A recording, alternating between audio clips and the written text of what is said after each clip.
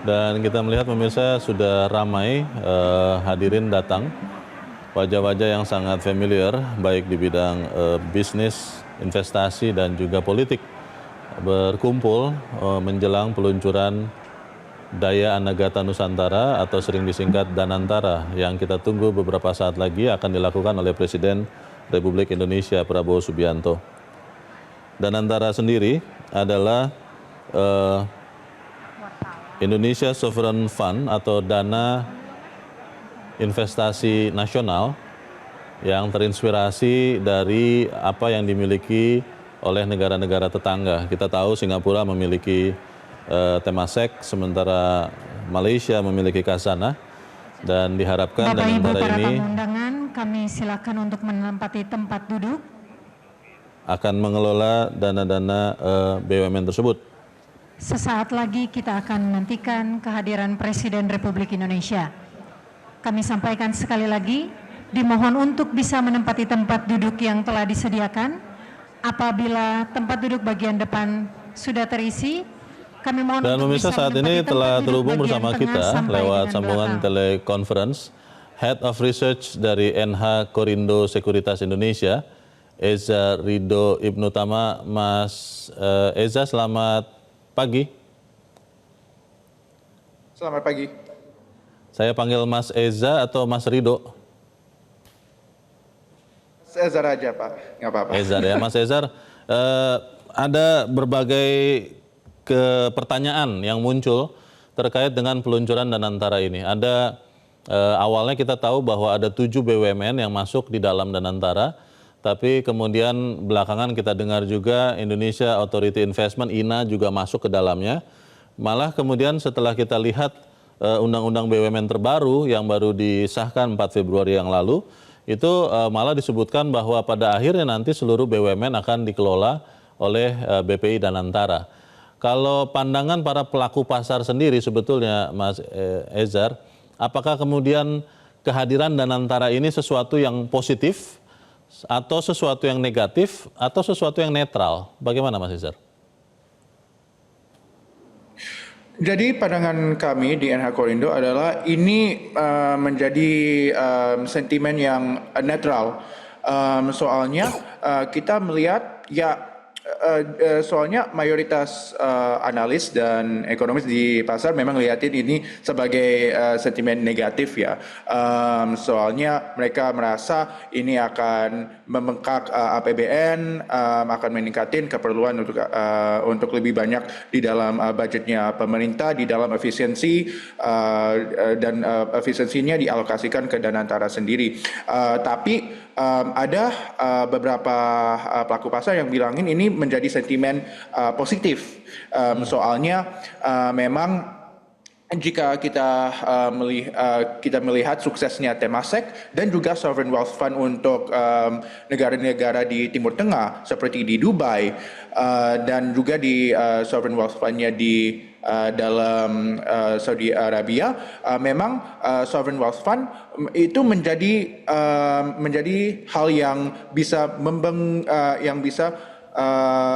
akan bisa menjadi kita lebih progres dalam pendapatannya kami di dalam Indonesia juga. Jadi ada dalam satu sisi ada sentimen negatif, ada juga sentimen positif. Net efeknya itu ya ini lebih beragam untuk saat ini. Jadi net efeknya dalam sentimen adalah lebih mencenderung netral. Ada yang mengatakan bahwa berbeda dengan Temasek Singapura dan Khazanah Malaysia dalam proses pembentukan Sovereign Wealth Fund ini, Pak Ezar. Kalau kita tahu Temasek misalnya, itu kan mereka mengumpulkan uang hasil investasi pemerintah, kemudian diinvestasikan ulang, baru mereka membentuk badan-badan usaha. Development Bank of Singapore berinvestasi juga di berbagai unit usaha, termasuk kalau kita ingat sekian puluh tahun yang lalu mereka berinvestasi di Bank Danamon di Indonesia, dan itu mereka menghasilkan profit besar. Jadi prosesnya adalah uang dulu mereka kumpulkan, baru mereka masukkan atau mereka bentuk badan usaha. Kalau yang sekarang kan di Danantara ini terbalik. BUMN sudah ada, mungkin sekitar 7 yang paling sehat, paling profit, itu kemudian dimasukkan ke Danantara. Pertanyaan banyak orang adalah bagaimana kemudian menggunakan BUMN-BUMN yang awal ini sebagai modal dasar untuk Danantara? Apakah misalnya disekuritisasi atau seperti apa? Ada informasi yang Pak Ezar tahu? Sepertinya akan disekuritisasi ya. Tapi kalau kita lihatin return on equity dalam 7 BUMN yang di dalam Danantara, ini sangat lumayan tinggi. Dan kalau kita lihatin dari dividen untuk 7 BUMN ini juga sangat tinggi. Jadi ya kemungkinan kita itu tidak harus melihatkan apakah mulai dari Singapura mulainya itu dari investasi, terus habis itu mereka membentukin satu badan untuk ngelolain uangnya, investasiin uangnya lebih lanjut. Tapi kita juga harus melihat dalam pembentukan badan ini apakah BUMN-nya kita yang profitable dan yang lebih dari dalam financially lebih sehat, apakah mereka bisa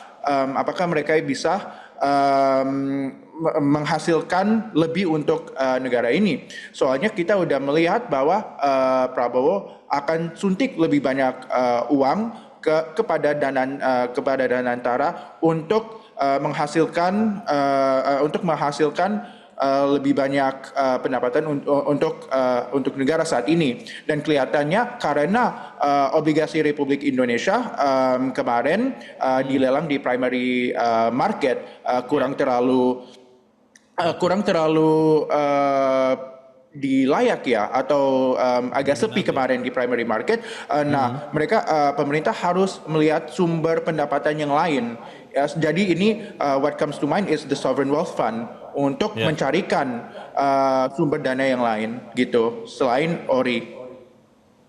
Pertanyaan mendasarnya Pak Ezar, apakah memang untuk memperbaiki, meningkatkan kinerja badan usaha milik negara itu memang harus dibuat super holding seperti Danantara ini, atau memang sebetulnya tanpa Danantara pun harusnya bisa ketika Kementerian BUMN fokus untuk memperbaiki kinerja, tidak perlu membentuk super holding seperti ini? Karena sebagian orang khawatir adalah ketika ada masalah di salah satu BUMN, itu akan bisa membawa masalah atau ketakutan di sistem, di industri yang bersangkutan.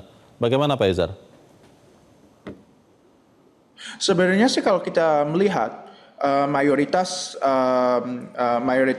BUMN di beberapa sekian ini, mereka itu harus lapor langsung ke Menteri BUMN. Apa yang spesial tentang Danantara adalah mereka langsung report ke presiden. Jadi presiden yang directly and immediately has a direct impact ke Danantara sendiri.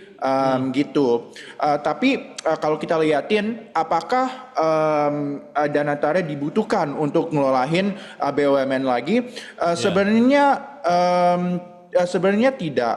Kalau kita lihatin Mind ID di sana itu sudah super holding. Itu sudah super holding untuk tambang-tambang yang BUMN. Mining, dan kita juga harus melihatin IFG, Indonesian Financial Group, yang juga super holding untuk perusahaan keuangannya Indonesia. Ya, pertanyaan besarnya kembali lagi terkait dengan sekuritisasi tadi ya Pak Ezar. Kalau kita lihat betul 7 tambah INA 8 BUMN ini valuasinya besar. Ada yang bilang 10.000, ada yang bilang 13.000, ada yang bilang 15.000 triliun. Tapi kan asetnya kebanyakan bukan aset yang bisa diperjualbelikan ya. Misalnya kita bilang Telkom, infrastruktur menara-menaranya, kita bicara Pertamina, tanker-tankernya, kilang-kilang minyaknya, itu bukan sesuatu yang katakanlah bisa dijadikan jaminan begitu untuk meminjam uang. Lalu bagaimana nanti Danantara ini melipat gandakan 9 atau 13.000 atau 15.000 triliun ini, karena kebanyakan asetnya kan bukan yang bisa dicairkan begitu ya kalau bahasa sederhananya. Bagaimana Pak Ezar? Sebenarnya itu terkait dengan leverage. Soalnya seperti yang saya sampaikan tadi, soalnya 7 BUMN ini yang paling sehat. Soalnya kalau kita lihatin ada BUMN yang lain yang tidak terlalu sehat, yang tidak dilibat di bawah Danantara gitu. Dan ini Danantara menjadi sovereign wealth fund yang bisa meningkatkan leverage, yang meningkatkan leverage untuk dapetin dana segar lagi dari mungkin dari investor asing atau dari institusi asing juga. Ini menjadi salah satu badan yang memang akan menjadi it can go either two ways. Itu menjadi hal positif yang memang bagus untuk negara dan bisa menghasilkan uang dan memang akan attract banyak investor. Atau akan menjadi salah satu hal yang tidak terlalu bagus dan menjadi sumber untuk banyak korupsi seperti 1MDB di Malaysia.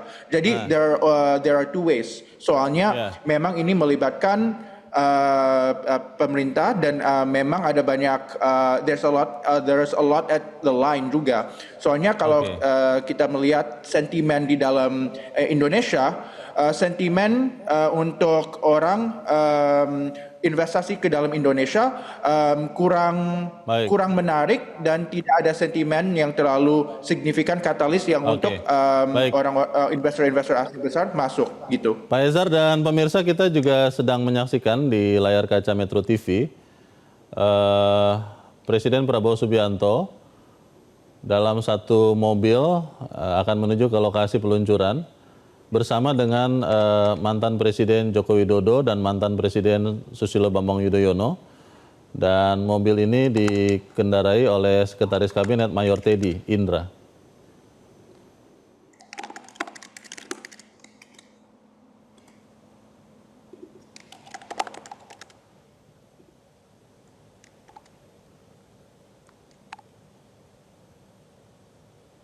Jelajahi cara baru mendapatkan informasi. Download Metro TV Extend sekarang.